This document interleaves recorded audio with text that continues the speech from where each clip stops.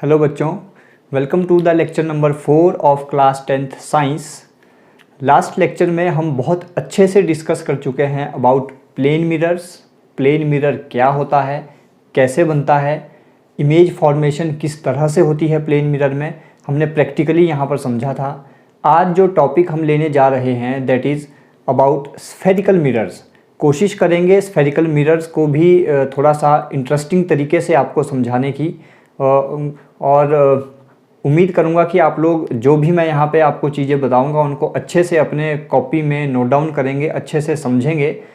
जो भी डेफिनेशंस या जो भी यहाँ पे चीज़ें मैं आपको लिखवाऊंगा उनको लिखने का फ़ायदा तभी है अगर आप लोग पहले उस चीज़ को समझ लेते हो। समझने के बाद लिखना बहुत आसान हो जाता है क्योंकि वो चीज़ हमारे दिमाग में बिल्कुल क्लियर हो जाती है। तो इसी पॉजिटिव नोट के साथ आइए शुरू करते हैं आज का लेक्चर।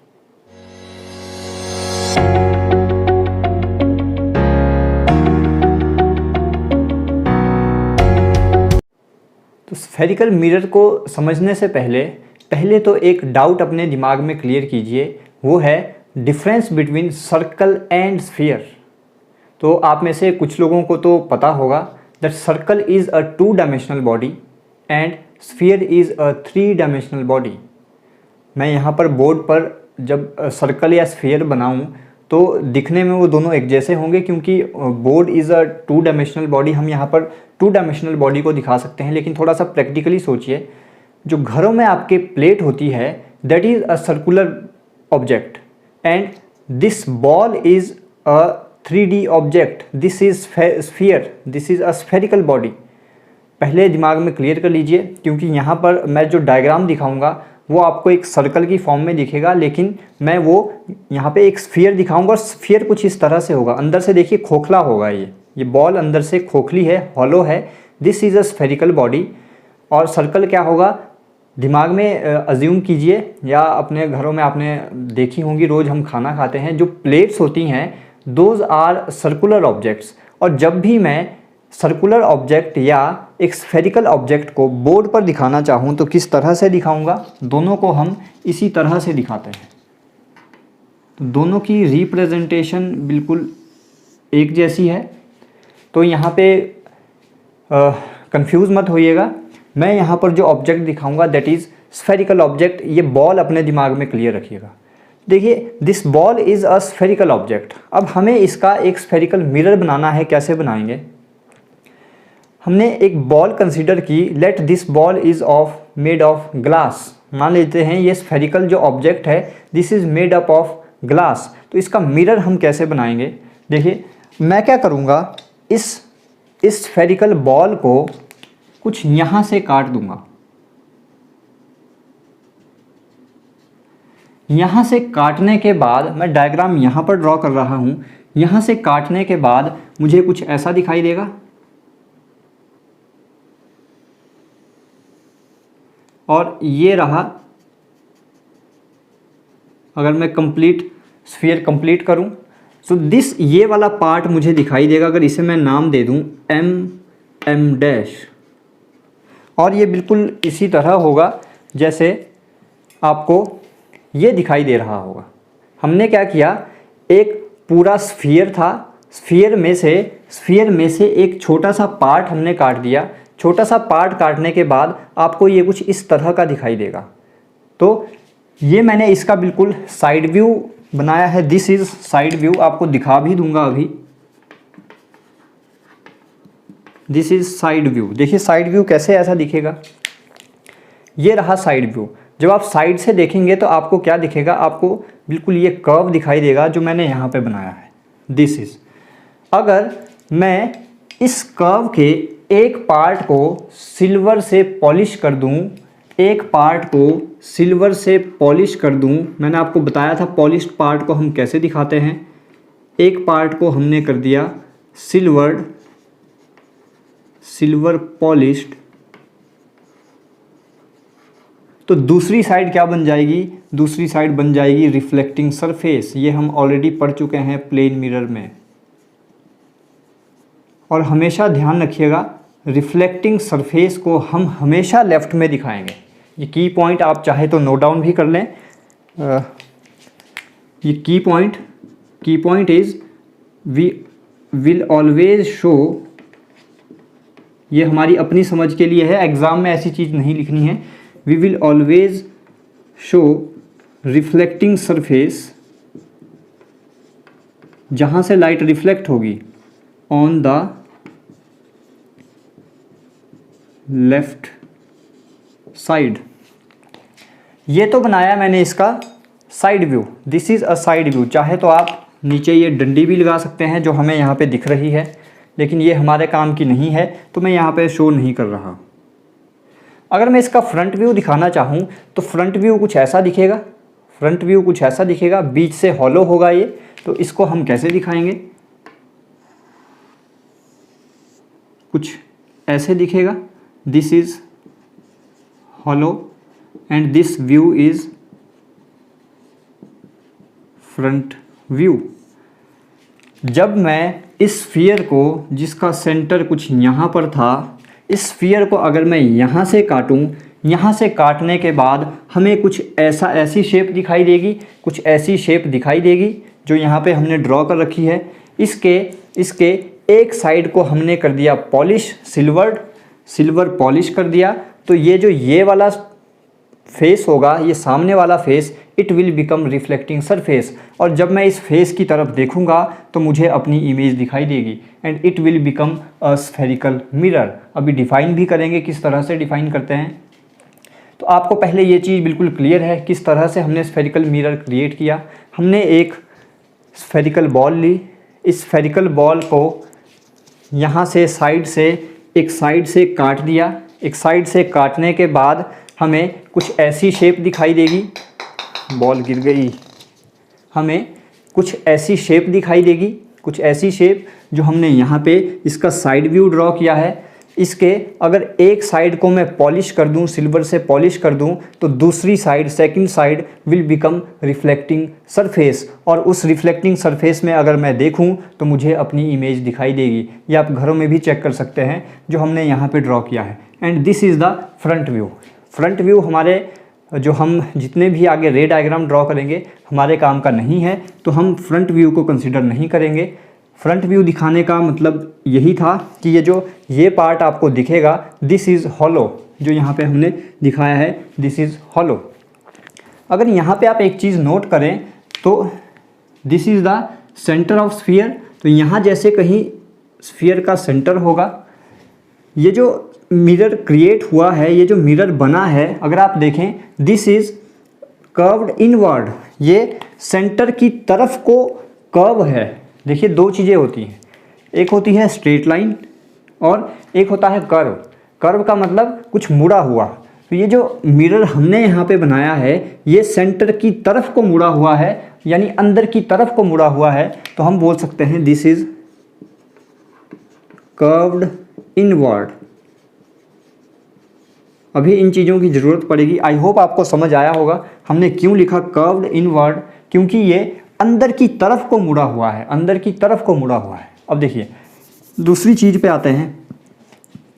इस स्फीयर को मैं दो तरीके से काट सकता था। एक ये जो हमने इस तरह से काटा है, दूसरा ऐसे भी तो काट सकते थे। अगर इस तरह से हमने काटा हो तो किस तरह से हम दिखाएंगे। अगर मैं सिर्फ आपको साइड व्यू दिखाऊं तो साइड व्यू इसका कुछ ऐसा बनेगा, यहाँ से काटने के बाद कुछ इस तरह से, कुछ इस तरह से। और अगर मैं स्फीयर कंप्लीट करूं तो ये स्फीयर कुछ ऐसा था जिसका सेंटर कुछ इस तरह था। तो मैंने आपको अभी क्या यहाँ पे की पॉइंट लिखाया, we will always show reflecting surface on the left side, this is the left side, this is the right side. तो इस साइड को हमने कर दिया सिल्वर से polish, this is silver polished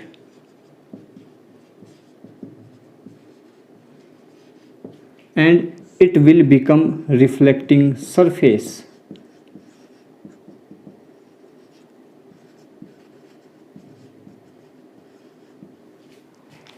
हमने क्या किया, इस स्फीयर को हम दो तरीके से काट सकते थे। एक जब हमने इस तरह से काटा तो वो मैंने आपको यहाँ दिखाया, उसकी एक साइड को हमने कर दिया सिल्वर पॉलिश्ड वो जो लेफ्ट वाला सरफेस बचेगा that will become reflecting surface. हमने बोला it will be curved inward, inward की तरफ को कर्व है, और अगर आप यहाँ पे देखें तो ये बाहर की तरफ को कर्व है, ये बाहर की तरफ को कर्व है, तो हम लिख सकते हैं that it is curved outward. ये बिल्कुल ऐसे ही होगा जैसे अगर मैं आपको यहाँ पे शो करूँ तो ये कुछ ऐसे होगा। This will become the reflecting surface and this, ये जो अंदर वाला पार्ट होगा हम इसको करेंगे सिल्वर पॉलिश। तो दो मिरर हमने यहाँ पे देखे, दो केस हमने देखे, इनको अभी नाम देंगे, इनको हम क्या बोलते हैं। एक केस था जब हमने इस पीछे वाला ये बल्ज पोर्शन आपको दिख रहा है, इसको हमने किया सिल्वर पॉलिश्ड, अंदर वाला पार्ट बना रिफ्लेक्टिंग सरफेस। सेकंड केस में हमने इसको किया silver polished, it will become reflecting surface. एक को हमने बोला कर्व्ड इनवर्ड, सेकंड को हमने बोला कर्व्ड आउटवर्ड। इन डायग्राम्स को ड्रॉ करें, फिर मैं इनको मिटा के यही दो डायग्राम ड्रॉ करूंगा और इनसे रिलेटेड जो जो चीज़ें हैं वो हम यहाँ पे नोट डाउन कर लेंगे।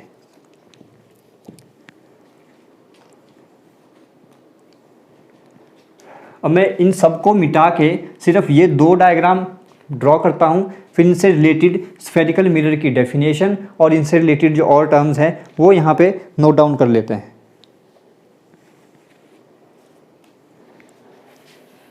आई होप आपने ये डायग्राम्स ड्रॉ कर लिए होंगे। किस तरह से हम इन दो डायग्राम्स पे पहुँचे वो हम यहाँ से इस तरह से पहुँचे हैं। तो इन सबको दिखाने का मतलब यही था।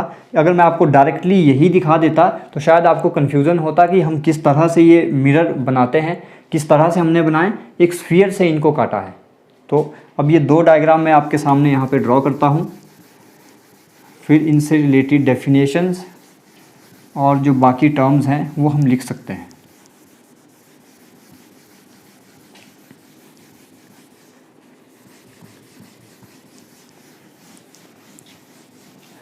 बोर्ड अच्छे से साफ नहीं होता, हर बारी की दिक्कत आ रही है यार।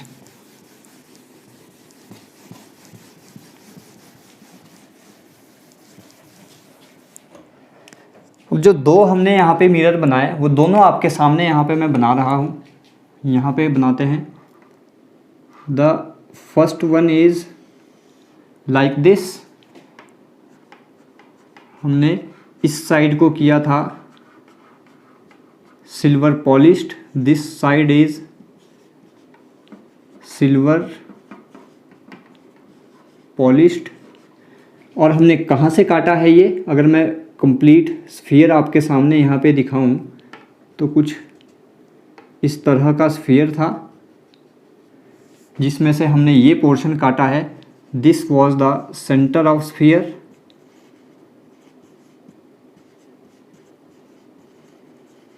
एंड ये जो अंदर वाला पोर्शन है it will become reflecting surface.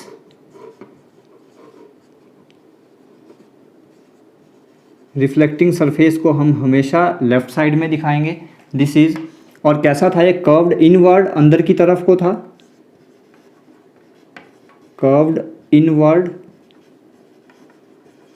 Second one was like this, हमने कुछ इस तरह से काटा था। अगर यहाँ पर भी मैं स्फीयर कंप्लीट करूँ तो कुछ इस तरह से कंप्लीट स्फीयर था।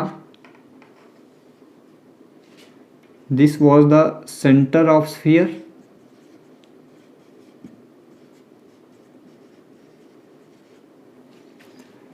अंदर वाले पोर्शन को हमने किया था सिल्वर्ड, सिल्वर से polish. This was silver polished and this part was reflecting surface।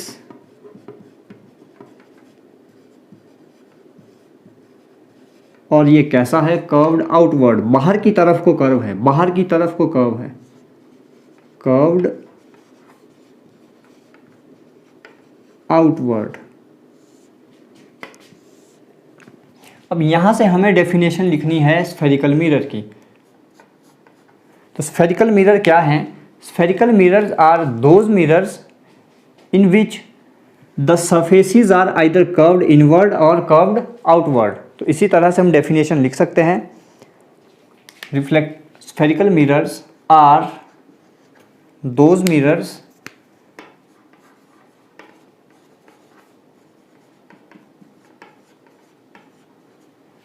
with reflecting surfaces। देखिए हमने खुद से कोई डेफिनेशन नहीं बनाई, जो यहाँ पर हमें चीज़ें दिख रही हैं वही हम डेफिनेशन के रूप में यहाँ पे लिख रहे हैं। तो स्फेरिकल मिरर्स क्या है? Spherical mirrors are those mirrors with reflecting surfaces either curved inward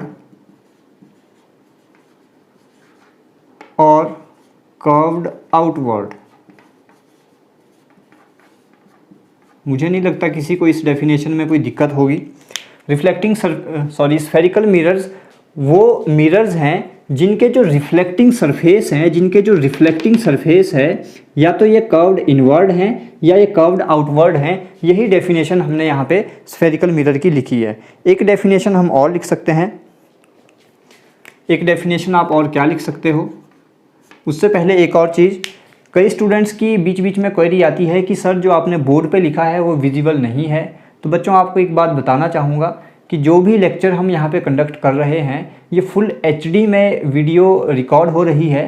तो ये जो आप बोल रहे हो कि आपको बोर्ड विजिबल नहीं है, तो इसके लिए आप या तो आपका डाटा कनेक्शन सही नहीं है, आपके पास सिग्नल प्रॉब्लम है, या आप लोग लो क्वालिटी में वीडियो देख रहे हो। This video is recording in full HD that is 720p। तो आप वीडियो की थोड़ा क्वालिटी बढ़ा के देखें तो आपको बिल्कुल क्लियर दिखाई देगा। क्योंकि जब बाद में कभी मैं भी वीडियो देखता हूँ तो मुझे तो बिल्कुल सब कुछ जो भी बोर्ड पे लिखा है बिल्कुल क्लियर दिखाई देता है। अगर ये लो क्वालिटी में वीडियो रिकॉर्ड होती या मैं कंडक्ट करता यहाँ पर लो क्वालिटी में, तो बाद में कभी मैं देखता तो शायद मुझे भी जो यहाँ पे बोर्ड पे लिखा है वो नहीं दिखाई देता। तो आप लोगों के साथ अगर ये दिक्कत है तो या तो अपना आप डाटा कनेक्शन चेक कीजिए, या फिर आप लोग वीडियो की क्वालिटी जो YouTube पे आपको साइड में एक 3 डॉट्स दिखाई देते हैं, वहाँ पर आपको क्वालिटी का एक ऑप्शन आता है। आप वहाँ पे 420p या 720p सेलेक्ट करके वीडियो को फुल HD में देख सकते हो, जैसे भी आपको सूटेबल हो, ताकि आप अच्छे से अपने नोट्स प्रिपेयर कर सको। एक डेफिनेशन और क्या हो सकती है? Spherical mirror is a mirror whose reflecting surface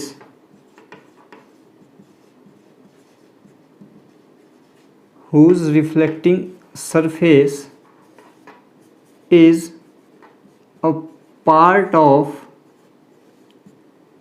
holosphere।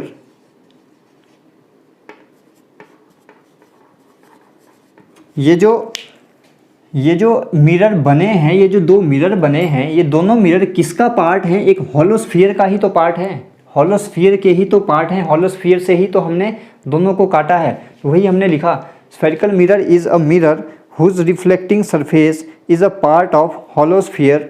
और ये हॉलोस्फीयर कैसा बना होगा? हॉलोस्फीयर ऑफ ग्लास का होगा, is called spherical mirror.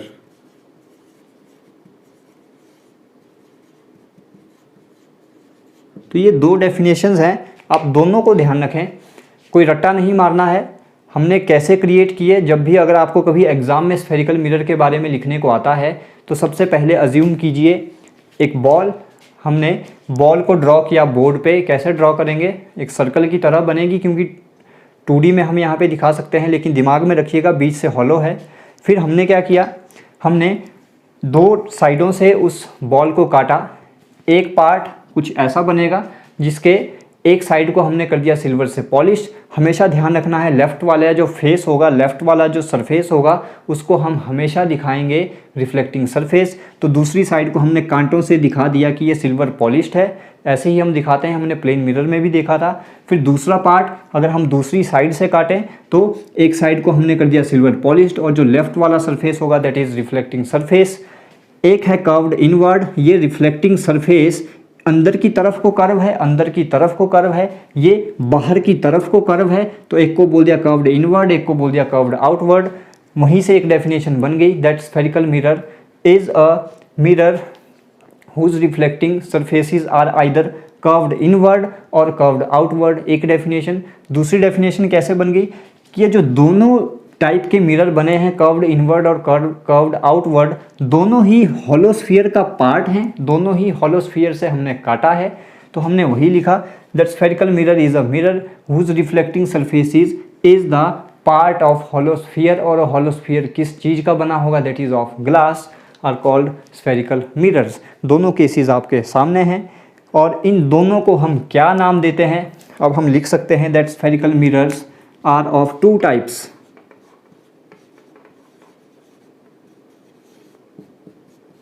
Spherical mirrors are of two types, जो हमने यहाँ पे दिखाया है, दो टाइप। अब इन दोनों को नाम देना है। ये जो पहले वाला पार्ट था जिसमें हमने लिखा है curved inward, this is called concave mirror.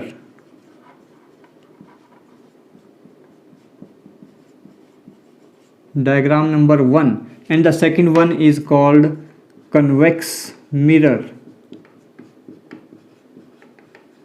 अगर ये लेक्चर हम क्लास में कंडक्ट करते, ऑफलाइन लेक्चर होता, तो मैं आपको लैब में दिखा सकता था, दोनों मिरर हमारे पास अवेलेबल थे, दैट इज़ कनकेव और कन्वेक्स।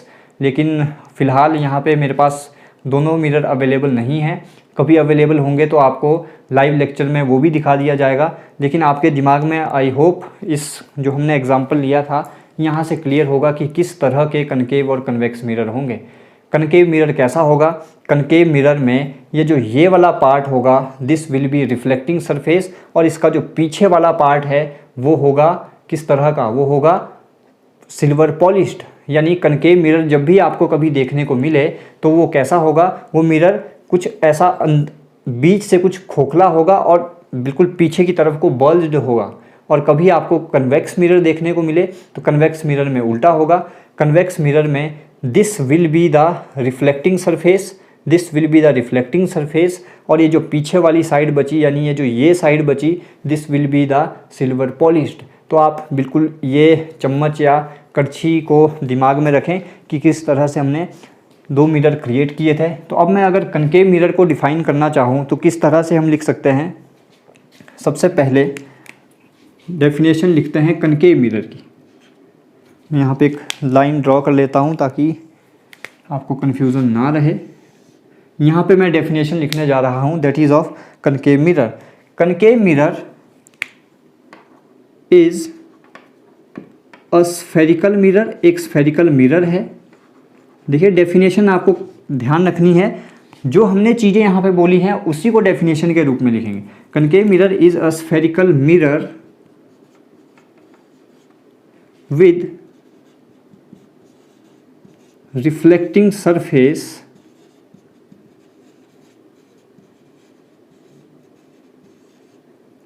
as curved inward। हमने कुछ अलग लिखा नहीं, जो हमने यहाँ पे ऑलरेडी डिस्कस किया है वही यहाँ पे हमने डेफिनेशन बना दी। तो कोई अलग से हमने रट्टा नहीं मारना है, जो चीज़ समझी उसी को डेफिनेशन में लिखना है। What is concave mirror? Concave mirror क्या है? कनकेव मिरर एक स्फेरिकल मिरर है और जिसका रिफ्लेक्टिंग सरफेस कैसा है, curved inward, that is called concave mirror, एक डेफिनेशन। दूसरी डेफिनेशन आप क्या लिख सकते हो, और अगर आप यहाँ पे देखें तो इस कनकेव मिरर में ये जो रिफ्लेक्टिंग सरफेस है ये किसकी तरफ को है, सेंटर ऑफ स्फीयर की तरफ को। तो एक डेफिनेशन और बन सकती है that concave mirror is a spherical mirror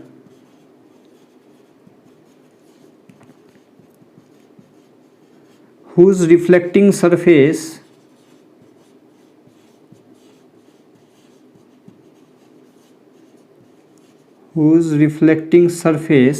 is, नीचे वाला पार्ट विजिबल है नहीं तो थोड़ा सा हम कैमरा एडजस्ट कर सकते हैं।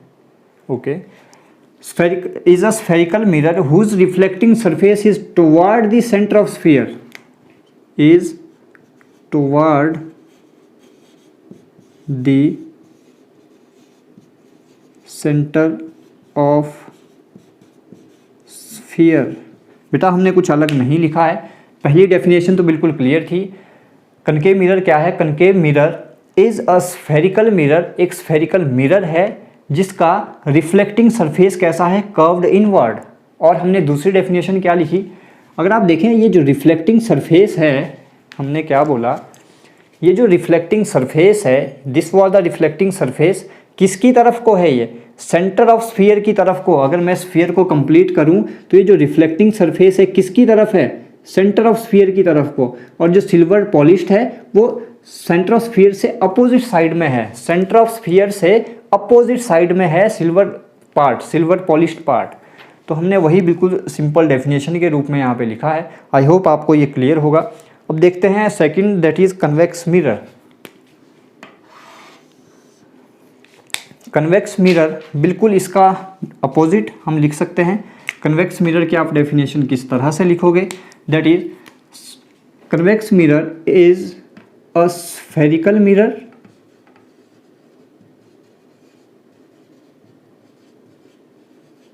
whose, या आप चलो जैसे भी लिखना चाहें, whose reflecting surface is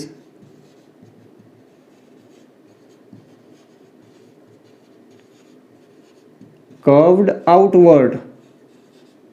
इसमें किसी को कोई डाउट नहीं रहना चाहिए। और दूसरी डेफिनेशन कौन बताएगा? दूसरी डेफिनेशन हम कैसे लिख सकते हैं?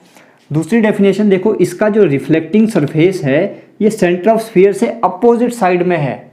Reflecting surface centre of sphere से दूसरी साइड है, अपोजिट साइड है। तो दूसरी डेफिनेशन क्या बन जाएगी? Is a spherical mirror, convex mirror is a spherical mirror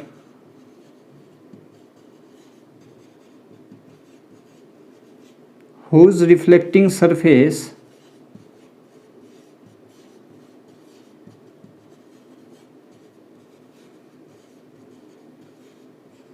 is opposite to center of sphere। I hope आपको दोनों डेफिनेशंस क्लियर होंगी। हमने कुछ अलग नहीं लिखा है, जो चीज़ें हमने यहाँ पे समझी उन्हीं को वर्ड्स के रूप में हमने यहाँ पे लिखा है। तो जब भी हम कभी लैब में मिलेंगे आपको दोनों मिरर आपके सामने रखूँगा। आपको बिल्कुल पहचान होनी चाहिए कि कौन सा मिरर कनकेव होगा और कौन सा मिरर कन्वेक्स होगा। पहचान बिल्कुल सिंपल होगी। आप एक स्फीयर को, एक बॉल को अज्यूम कर सकते हो, या एक चम्मच या एक कड़छी को दिमाग में अज्यूम करके जब हम स्फीयर को काटेंगे तो वो जो कनकेव मिरर होगा, वो जो कनकेव मिरर होगा, कनकेव मिरर में जो रिफ्लेक्टिंग सरफेस होगा, रिफ्लेक्टिंग सरफेस कुछ ऐसा होगा, कुछ खोखला टाइप दिखेगा आपको।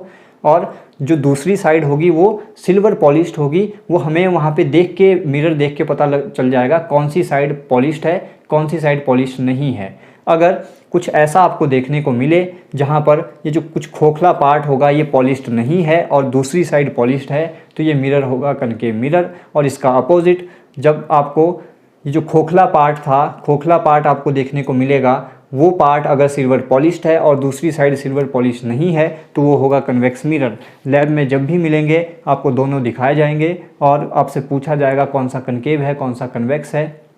डेफिनेशन किस तरह से नहीं है, बहुत आसान था। जो कनकेव मिरर है कर्व्ड इनवर्ड है, जो कन्वेक्स है वो कर्व्ड आउटवर्ड है। कनकेव मिरर है, इसका जो सेंटर ऑफ जो रिफ्लेक्टिंग सरफेस है वो toward the centre of sphere है। और सेकंड पार्ट जो हमने कन्वेक्स की बात की, उसका जो रिफ्लेक्टिंग सरफेस है दैट इज़ अपोजिट और away from the centre of sphere. Please pause the video and note this down all the things we have written here. आप स्क्रीनशॉट ले सकते हैं, नोट डाउन करें जैसे भी आपको सूटेबल लगता है। बच्चों आई होप आपने सब नोट डाउन कर लिया होगा। I am erasing this part so that we can proceed further. अगर आपने नोट डाउन नहीं किया था तो आप वीडियो को दोबारा देख सकते हैं। It will be available on YouTube. आप चैनल के प्लेलिस्ट में जाके वहाँ पर एक अलग से फोल्डर बना होगा that is class 10th science. आप वहाँ पे जितने भी अभी तक हमने लेक्चर कंडक्ट किए हैं सब वहाँ पर सेव हैं। आपने कोई वीडियो अगर मिस की है, आपने नोट्स प्रिपेयर नहीं किए हैं तो आप वहाँ से प्रिपेयर कर सकते हैं। और भी अगर आप लोगों के कोई दोस्त हैं जो सीरियसली पढ़ना चाहते हों, डजेंट मैटर कौन से स्कूल से हैं, जो भी पढ़ने के इच्छुक हों वो सब लेक्चर को ज्वाइन कर सकते हैं, वीडियोस को देख सकते हैं, आप उनके साथ शेयर कर सकते हो लिंक। पढ़ना इम्पॉर्टेंट है, आप किस मीडियम से पढ़ते हो दैट डजेंट मैटर। आप अच्छी नॉलेज गेन करें, कहीं से भी गेन करें, आप हमसे पढ़ें, किसी और से पढ़ें, अच्छी नॉलेज अगर आप लेते हैं तो इससे कोई फ़र्क नहीं पड़ता कि आप कहाँ से पढ़ रहे हो। तो हमारा तो यही मानना है, ऐसा नहीं है कि हम ही सबसे अच्छा पढ़ा सकते हैं। बहुत सारे टीचर्स हैं, सबका अपना अपना पढ़ाने का तरीका होता है, सब बहुत अच्छा पढ़ाते हैं। कहीं से भी पढ़ें लेकिन अच्छे से पढ़ें। अच्छा, नेक्स्ट टॉपिक जो हम देखने जा रहे हैं that is some important terms. अब हम एक स्टेप आगे बढ़ते जा रहे हैं। स्फेरिकल मिरर हमने समझ लिया क्या है, अब उन मिरर से रिलेटेड कुछ टर्म्स हैं, उनको समझना ज़रूरी है। तो topic is some important terms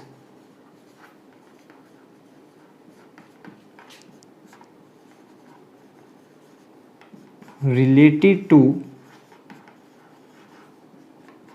spherical mirrors।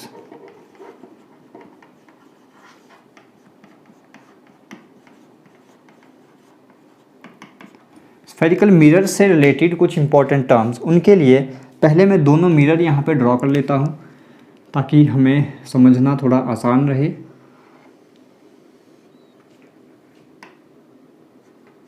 कौन बताएगा ये कौन सा मिरर है, कनकेव और कन्वेक्स? अब तो देखते पता चलना चाहिए। This is concave mirror. और अगर मैं स्फीयर को भी कंप्लीट करूं तो ये कुछ इस तरह से होगा, दैट विल बी सेंटर। इसको नाम दे देते हैं that is M dash. This is concave mirror. जो कन्वेक्स बोल रहा था खुद को एक चांटा लगाए। Second one is this. इसका भी अगर हम स्फीयर कंप्लीट करें ताकि हमें समझना आसान रहे, this is centre.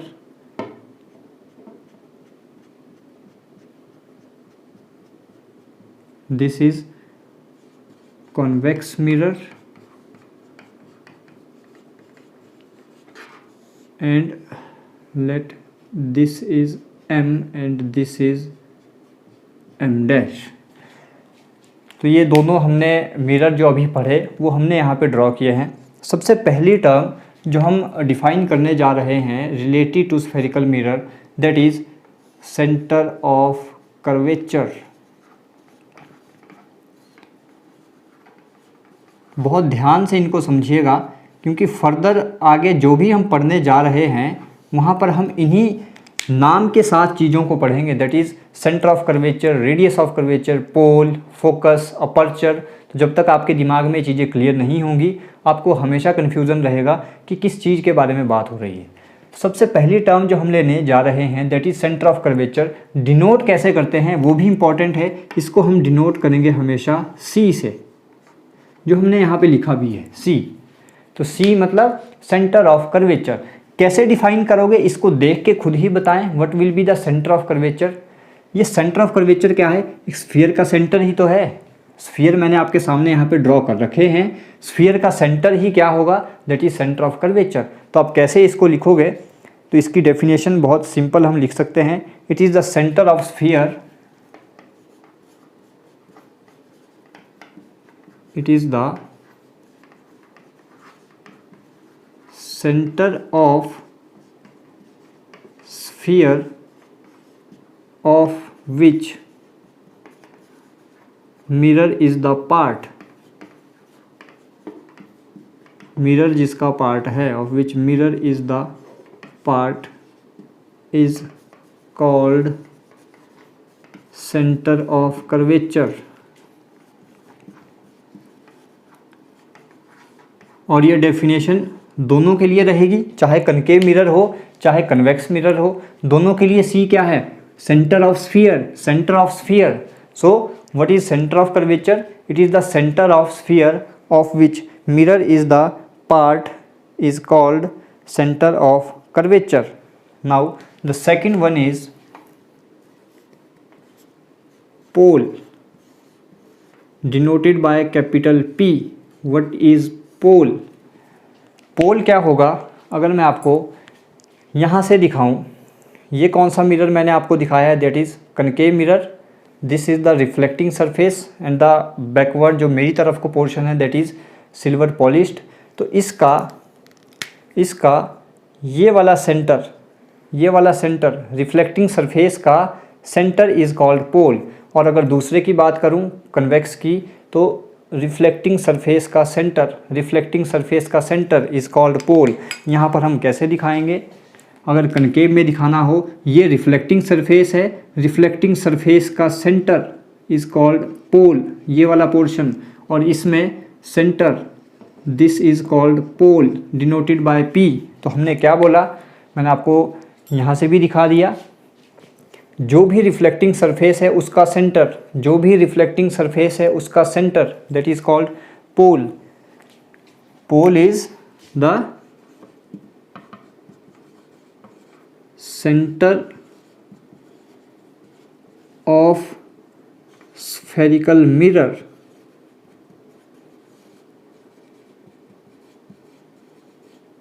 is called pole. I hope आपको समझ आ गया होगा पोल क्या है. आप नोट डाउन करें अपने पास. Third is radius of curvature.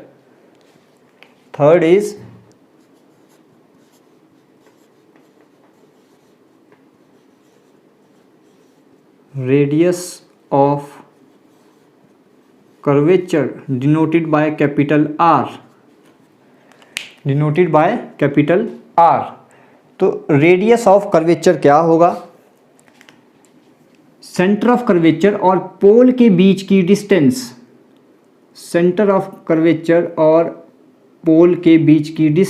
Denoted by capital R. Centre of curvature और पोल के बीच की distance denoted by capital R, दोनों केस में. तो ये क्या है? तो आप ऐसे भी डिफाइन कर सकते हो that it is the distance between centre of curvature and pole. और रेडियस ऑफ स्फेरिकल मिरर, ये डिस्टेंस क्या है? ये डिस्टेंस इस स्फीयर की रेडियस ही तो है. ये डिस्टेंस क्या है? इस स्फीयर की रेडियस ही तो है. हमने इसको सेंटर मान के ये स्फीयर ही तो बनाया है. तो ये क्या है? आप ऐसे भी डिफाइन कर सकते हो, दोनों तरीके से लिख लेंगे. What is radius of curvature denoted by capital R? It is the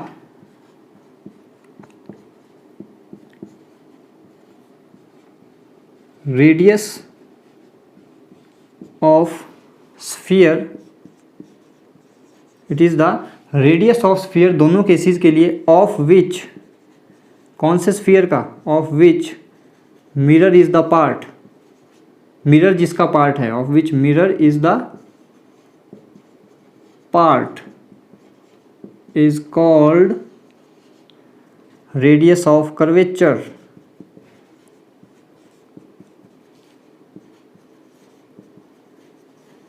और दूसरी डेफिनेशन, दोनों याद रखें, जो आपको सूटेबल लगी आप वो पेपर में लिख सकते हैं. It is the distance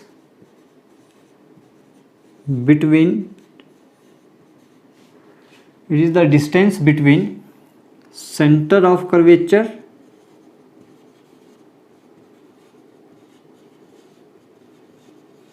and pole. Centre of curvature और पोल के बीच की डिस्टेंस को हम बोलते हैं radius of curvature. Please note this down. Coming to the term number 4, that is what is principal axis. Number 4 is what is principal axis. Principal axis क्या होंगी? Principal axis होगी सेंटर ऑफ कर्वेचर और pole को join करने वाली line को हम बोलते हैं दैट इज प्रिंसिपल एक्सिस. अगर इसे मैं आगे तक बढ़ा दूं, इसे हम आगे तक बढ़ा दें तो this is called principal axis.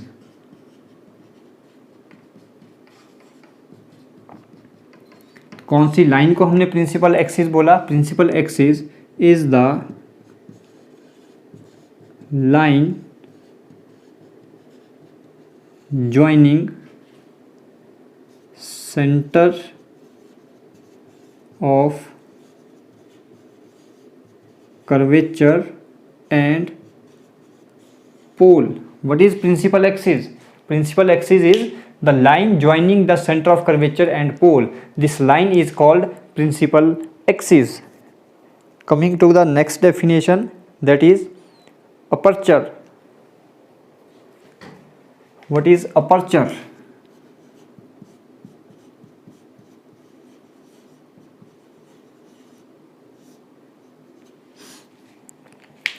Aperture क्या होगा? Aperture is the area of this reflecting surface, यानी एम डैश, ये जो पूरा एरिया है स्फेरिकल मिरर का, दैट इज कॉल्ड अपर्चर. और हम बोल सकते हैं it is the diameter of spherical mirror. तो डायमीटर ना बोल के ये बोलना ज़्यादा बढ़िया रहेगा, that it is the area of spherical mirror और the area of reflecting surface. तो हम किस तरह से इसे लिख सकते हैं, that it is the area of aperture is the area of mirror which is available for reflecting surface. या एक डेफिनेशन हम और लिख सकते हैं, वो डेफिनेशन कुछ इस तरह से रहेगी, the aperture is the area of mirror which is available for reflecting light. और सिंपल अगर हम लिखना चाहें, विजिबल नहीं है, थोड़ा सा कैमरा एडजस्ट कर लेते हैं, और aperture is the area of simple reflecting surface. साथ में आप लिख लेना यहाँ पर, here M dash represent aperture. Here M dash represent aperture. तो ये 5 डेफिनेशंस हमने देखी. सबसे पहले हमने देखी what is centre of curvature. Centre of curvature is the centre of sphere of which mirror is the part is called centre of curvature. Next pole क्या था? Centre of spherical mirror. Centre of spherical mirror is called pole. फिर हमने देखा radius of curvature क्या था? Centre of curvature और pole के बीच की डिस्टेंस, और radius of this sphere is called radius of curvature. हमने देखा प्रिंसिपल एक्सिस क्या है? Principal axis is the line joining the centre of curvature and the pole is called principal axis. What is aperture? This area M dash which is available for reflecting light is called aperture. M dash represent aperture. एक definition और रहती है, that is focus. उससे पहले please pause the video to note it down. Space हम कहाँ पर create करें? यहाँ पर हमारे पास थोड़ा सा स्पेस है, फिर आप सारी चीज़ों का एक साथ स्क्रीनशॉट भी ले सकते हो.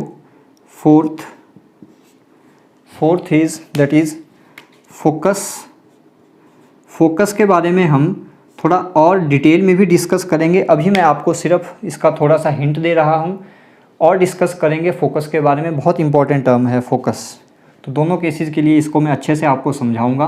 पहले आप इतना देखें, चाहे कनकेव मिरर हो चाहे कन्वेक्स मिरर हो, दोनों के लिए सेंटर ऑफ कर्वेचर और पोल का mid point, centre of curvature और पोल का mid point is called focus, denoted by capital F. तो किस चीज़ से हम डिनोट करते हैं ये भी आपको अच्छे से ध्यान रखना है. कैपिटल एफ का मतलब हम बात कर रहे हैं फोकस की. तो focus is the mid point of centre of curvature and pole. The mid point of centre of curvature and pole. It is the midpoint of center of curvature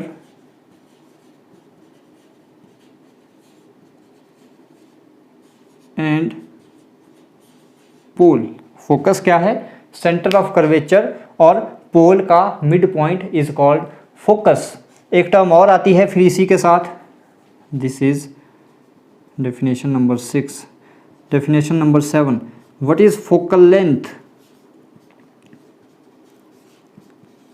denoted by small F. What is focal length? This part visible. थोड़ा सा camera को और adjust कर लेते हैं ताकि सारी चीज़ें एक ही बारी बोर्ड में क्लियर हो जाएं। फोकल लेंथ क्या होगी? पोल से फोकस पॉइंट तक की दूरी इज कॉल्ड फोकल लेंथ। पोल से फोकस पॉइंट तक की दूरी is called focal length, denoted by small F. तो अगर यहाँ पे हम दिखाना चाहें तो पोल से एफ तक की दूरी is called focal length, this distance is called focal length. तो कैसे लिखेंगे? इट इज़ द, थोड़ा हौच पौच हो जाएगा, आप लोग साथ साथ नोट डाउन करते चलें। It is the distance between pole and focus. एक बार और रिपीट कर देता हूं अगर आप लोगों को विजिबल नहीं है या थोड़ा आपको कंजेस्टेड लग रहा है। सबसे पहले हमने देखा फोकस क्या था? Focus is the mid point of centre of curvature and pole. Focus is the mid point of center of curvature and pole. What is focal length? Denoted by small f. It is the distance between pole and focus. It is the distance between pole and focus is called focal length. ये सारी terms related थी spherical mirror थे, spherical mirror से। सारी terms आपके सामने हैं, चाहे तो आप स्क्रीनशॉट लें या वीडियो को पॉज करके नोट डाउन कर लें। बहुत इंपॉर्टेंट है। अगर आपको ये समझ आ गई तो आगे जितने भी हम रे डायग्राम ड्रॉ करेंगे आपको कोई प्रॉब्लम नहीं आने वाली है। प्लीज़ नोट डाउन कर लें। एक दो चीज़ें और डिस्कस करेंगे इस वीडियो में, फिर आज का लेक्चर हम एंड करेंगे। आई होप आपने नोट डाउन कर लिया होगा। हम इरेज करें। अब एक चीज़ आपको बतानी है, हम नॉर्मल कैसे ड्रॉ करेंगे स्फेरिकल मिरर के लिए। हमने प्लेन मिरर के लिए तो नॉर्मल बनाना सीखा था, हम कैसे बनाते थे। स्फेरिकल मिरर के लिए किस तरह से नॉर्मल ड्रॉ करना है ये भी सीख लेते हैं।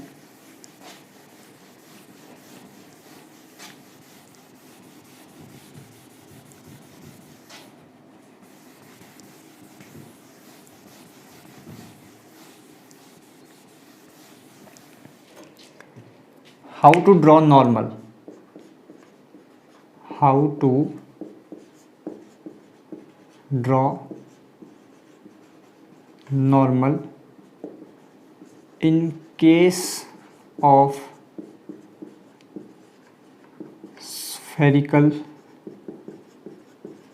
mirror? पहले देखिए प्लेन मिरर में हमने कैसे नॉर्मल ड्रॉ किया था। ये हमारे पास कुछ इस तरह से प्लेन मिरर होता था। This was the incident ray. इस पॉइंट पर हम प्लेन मिरर पे एक 90 डिग्री की लाइन बना देते थे, यही हमारे पास होता था नॉर्मल। पर स्फेरिकल मिरर में मान लेते हैं, मैं कनकेव मिरर की बात करूं, इसके लिए नॉर्मल कैसे ड्रॉ करोगे? If this is centre of curvature and if this is pole. मान लेते हैं ये कोई लाइट रे इंसिडेंट हुई, इंसिडेंट रे, तो हमें रिफ्लेक्शन दिखाने के लिए चाहिए होता है एक नॉर्मल।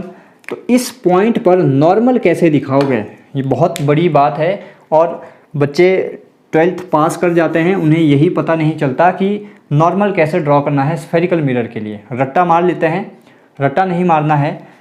आपको इस स्फेरिकल मिरर पर किसी भी पॉइंट पर नॉर्मल ड्रॉ करने के लिए बोला जाए तो आपने क्या करना है, उस पॉइंट को सेंटर ऑफ कर्वेचर के साथ मिला देना, यही लाइन होगी नॉर्मल। मैं आपसे बोलूं इस पॉइंट पर नॉर्मल ड्रॉ कीजिए, इस पॉइंट को सेंटर ऑफ कर्वेचर के साथ मिला दीजिए, ये होगा नॉर्मल। मैं आपसे बोलूं इस पॉइंट पर नॉर्मल ड्रॉ कीजिए, सेंटर ऑफ कर्वेचर के साथ इस पॉइंट को मिला दीजिए, यही होगा normal. Same for convex mirror, दोनों के लिए। इस केस में भी कुछ ऐसा है। मैं आपसे बोलूं इस पॉइंट पर नॉर्मल ड्रॉ कीजिए, तो यहाँ पर हमारे पास कहीं सेंटर होगा C। आप क्या करेंगे, इस पॉइंट को सेंटर के साथ मिला देंगे, एक्सटेंड करें, यही लाइन होगी नॉर्मल। तो नॉर्मल बनाने का तरीका बहुत आसान स्फेरिकल मिरर के लिए, जिस भी पॉइंट पे नॉर्मल ड्रॉ करना है उस पॉइंट को सेंटर ऑफ कर्वेचर के साथ मिला दीजिए, that will be the normal. तो आप ये अपने पास की पॉइंट लिख लें, पेपर में नहीं पूछा जाएगा पर आपके दिमाग में क्लियर होना चाहिए। कैसे नॉर्मल ड्रॉ करेंगे, आप कैसे लिखेंगे,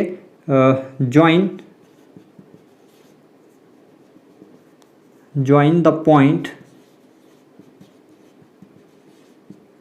एट विच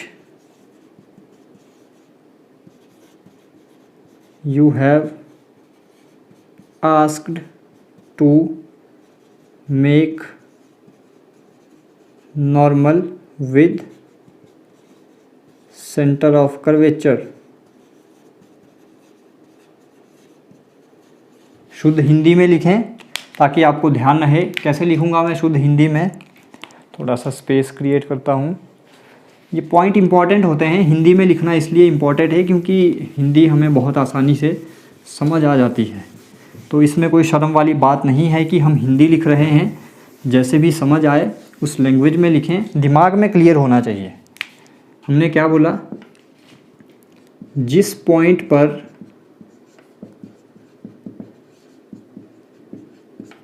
नॉर्मल ड्रॉ करना है उस पॉइंट को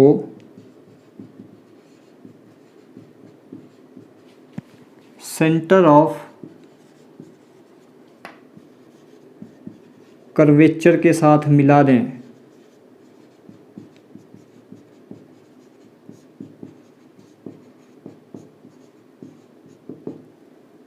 वही लाइन, जो लाइन बनेगी वही लाइन नॉर्मल की लाइन होगी। देखिए हिंदी में कितने अच्छे से समझ आएगा, इंग्लिश में फिर कन्फ्यूज़न रह जाएगा।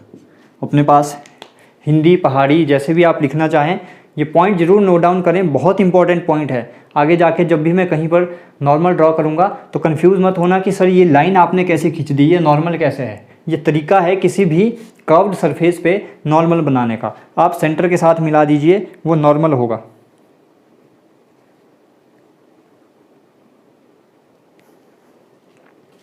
अगर आपको ये पॉइंट क्लियर है तो एक दो चीज़ें और साथ में आप लिखें।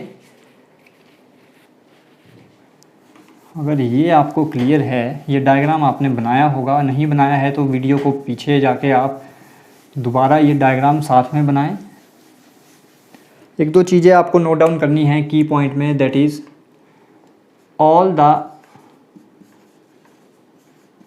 Laws of reflection remains valid for spherical mirror also।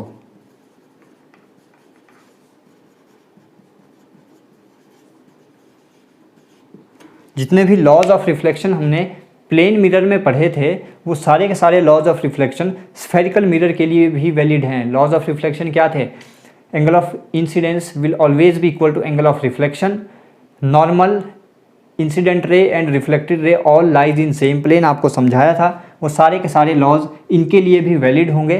तो अगर आपको वो क्लियर है तो एक चीज़ मुझे और बताएं। हमने एक केस पढ़ा था, वो केस था प्लेन मिरर में लाइट अगर 90 डिग्री पर आकर इंसिडेंट होती है तो हमने देखा था वो उसी रास्ते से वापस भी जाती है। आपको 2-3 बार ये चीज़ समझा चुका हूँ। विजिबल नहीं है, आई होप अब विजिबल है। हमने ये केस प्लेन मिरर में पढ़ा था कि कोई लाइट 90 डिग्री पर इंसिडेंट हुई, उसी रास्ते से वो वापस भी जाती थी, यही हमने पढ़ा था। तो यहाँ पर आप एक चीज़ बताएं, अगर मैं कनकेव मिरर के लिए आपसे पूछता हूँ, this is centre of curvature, this is pole, this is centre of curvature, कोई लाइट अगर इस तरह से इंसिडेंट हुई, ये बताइए किस तरह से रिफ्लेक्ट होगी लॉज ऑफ रिफ्लेक्शन को ध्यान में रखते हुए। हमें पता है if this is incident light, कहाँ पर इंसिडेंट हुई, इस पॉइंट पर, this is point of incidence.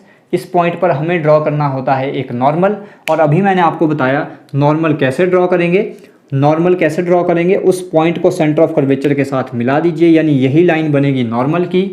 तो इंसिडेंट रे और नॉर्मल एक ही लाइन पर हैं, दोनों के बीच में एंगल 0 डिग्री, तो एंगल ऑफ रिफ्लेक्शन भी कितना होगा 0 डिग्री, यानी वो रिफ्लेक्ट भी उसी रास्ते से होगी कि नहीं होगी, बताएं। बहुत इंपॉर्टेंट केस है, जैसे ये केस बहुत इंपॉर्टेंट था, स्फेरिकल मिरर में ये केस बहुत इंपॉर्टेंट है। कोई भी ऑब्जेक्ट सेंटर ऑफ कर्वेचर पे रखा है, वहाँ से लाइट रे स्फेरिकल मिरर पर जाकर इंसिडेंट होती है, तो वो कैसे रिफ्लेक्ट होगी, उसी रास्ते से वापस आएगी। हम बहुत जगह आगे डायरेक्ट ये रिज़ल्ट यूज़ करेंगे, तो वहाँ पे नहीं बताएंगे कि कैसे हो रहा है। अभी बताएं अगर किसी को दिक्कत है। कोई लाइट रे यहाँ से इंसिडेंट हुई, सेंटर ऑफ कर्वेचर से पास करती हुई स्फेरिकल मिरर पर, इस पॉइंट पर हमें लॉज ऑफ रिफ्लेक्शन दिखाने के लिए एक नॉर्मल ड्रॉ करना पड़ता है। नॉर्मल ड्रॉ करने के लिए मैंने आपको अभी बताया, उस पॉइंट को सेंटर ऑफ कर्वेचर के साथ मिलाएं, तो दोनों एक ही लाइन पर हैं, दोनों के बीच में एंगल 0 डिग्री। अगर एंगल ऑफ इंसिडेंस 0 डिग्री है तो एंगल ऑफ रिफ्लेक्शन भी कितना होगा 0 डिग्री, यानी जिस रास्ते से गई उसी रास्ते से वापस आएगी। बहुत इंपॉर्टेंट रिजल्ट, लिखें इसे। किस तरह से लिखेंगे, कैसे लिखेंगे आप इसे, इसको आप नाम दे दें Q। अ लाइट रे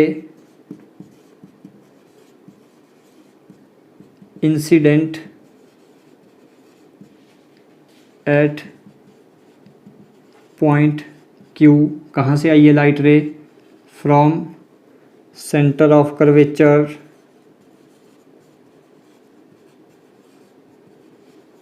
विल फॉलो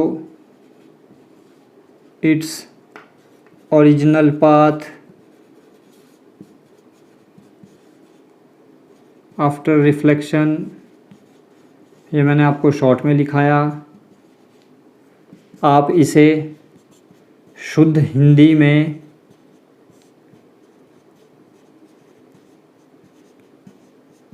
एक्सप्लेन करें कि क्यों वापस हुई। जो मैंने आपको समझाया, यहाँ पे हमने नॉर्मल ड्रॉ किया, नॉर्मल के साथ इसने 0 डिग्री का एंगल बनाया। अगर एंगल ऑफ इंसिडेंस 0 डिग्री है तो एंगल ऑफ रिफ्लेक्शन भी कितना होगा 0 डिग्री। ये आपको यहाँ पे शुद्ध हिंदी में लिखना है। जब भी आप नोट्स भेजें वहाँ पर ये चीज़ मुझे शुद्ध हिंदी में लिखी हुई मिलनी चाहिए, ताकि आपको दिमाग में रहे। Very important case, very very very important, बहुत जगह यूज़ होगा। वहाँ पे तब कंफ्यूज मत होना कि सर ये लाइन ऐसे थी, वापस ऐसे क्यों दिखा दी। बिल्कुल यहाँ पे क्लियर किया है। कोई डाउट है अभी तो आप पूछ सकते हैं। नेक्स्ट हमारे पास आता है फोकस से रिलेटेड चीज़ें और कुछ साइन कन्वेंशंस। फिर हम देखेंगे स्फेरिकल मिरर पे इमेज कैसे बनती है। लेक्चर काफ़ी लंबा हो जाएगा, तो आज के लेक्चर को यहीं विराम देते हैं। जो भी चीज़ें हमने आज पढ़ी बिल्कुल क्रिस्टल क्लियर होनी चाहिए, कोई डाउट नहीं होना चाहिए। अगर आप अभी इन चीज़ों को बहुत अच्छे से समझ लेते हो ना, तो मैं आपको लिटरली बता रहा हूँ, क्लास 12th की वेव्स एंड ऑप्टिक्स जो काफ़ी हैवी पार्ट है क्लास 12th में, काफ़ी मार्क्स कैरी करता है। प्लस आप अगर नीट जेई का एग्ज़ाम आगे देंगे तो वहाँ पर काफ़ी मार्क्स के क्वेश्चंस इन टॉपिक से आते हैं। तो ये बिल्कुल उन सब चीज़ों का बेसिक है बेटा। वहाँ पर आपको कोई ये नहीं बताएगा कि स्फेरिकल मिरर कैसे बना, वहाँ पर कोई लाइट रे गई तो किस तरह से इंसिडेंट हुई, किस तरह से रिफ्लेक्ट हुई। वहाँ पर टीचर डायरेक्टली रे डायग्राम पे चले जाते हैं। तो जिसको बेसिक्स क्लियर नहीं होंगे वहाँ पर उनके तोते उड़ जाते हैं कि ये लाइनें कैसे ड्रॉ कर दी। फिर वहाँ पे चीज़ आती है रट्टा मारना। फिर बच्चे रट्टा मारते हैं और फिर बुक इतनी मोटी है, कितनी चीज़ों के रट्टे मारोगे, सब मिक्स हो जाता है। फिर जो लाइट रे ऐसे जानी थी वो ऐसे जाती है, एक ऐसे जाती है, और इमेज यहाँ बननी थी, इमेज यहाँ बनती है, कुछ पता नहीं चलता, सब धुआं धुआं हो जाता है। तो उस धुआं धुआं से बचने के लिए अभी आपके पास मौका है। इतनी डिटेल में मैं आपको बता रहा हूँ, लिटरली आपको कोई टीचर इतनी डिटेल में नहीं बताएगा। अगर आपके बुक के सिलेबस के हिसाब से मैं चलूँ तो शायद मैं 2 या 3 लेक्चर में पूरी आपकी जितना ऑप्टिक्स वाला पार्ट था वो कंप्लीट कर देता। पर मेरा मकसद यहाँ पे सिलेबस ख़त्म करना नहीं है। स्पेशली सर से रिक्वेस्ट करके मैंने फिजिक्स वाला पार्ट आपके लिए मैंने सोचा था कि बहुत अच्छे लेक्चर्स आपके लिए यहाँ पे कंडक्ट करूँगा। तो जितना हो सके बेटा फ़ायदा उठाएं। कोई दिक्कत रहती है ज़रूर पूछें। This is my favourite part, waves and optics. कोई भी दिक्कत है इन टॉपिक से रिलेटेड, कुछ भी आपको प्रॉब्लम है, किसी भी बुक से कोई प्रॉब्लम मिलती है, कुछ भी डाउट है, कभी भी पूछें, पर ज़रूर पूछें। और जो भी आपको होमवर्क दिया जाता है प्लीज़ कंप्लीट करें। अभी भी बहुत सारे बच्चे होमवर्क नहीं भेज रहे हैं। बच्चों अभी मैं लीनियंट हूँ, इसका मतलब ये नहीं है कि मुझे कोई पनिशमेंट देना नहीं आता, तो मजबूर मत कीजिएगा। अच्छे से नोट्स प्रिपेयर करें, साथ के साथ होमवर्क भेजें। आज हमने पढ़ा है तो बेटा शाम तक नोट्स प्रिपेयर करके भेज दीजिए। इसमें कोई प्रॉब्लम वाली बात नहीं होनी चाहिए। हर चीज़ बोर्ड पर लिखी है, हर चीज़ बोर्ड पर लिखी है। आपके लिए तो बिल्कुल स्मॉल पार्ट में घर पे लिखने के लिए देता हूँ, तो दिक्कत नहीं होनी चाहिए। अच्छे से नोट्स प्रिपेयर करके भेजें, अपने घरों में रहें, सुरक्षित रहें। Thank you so much.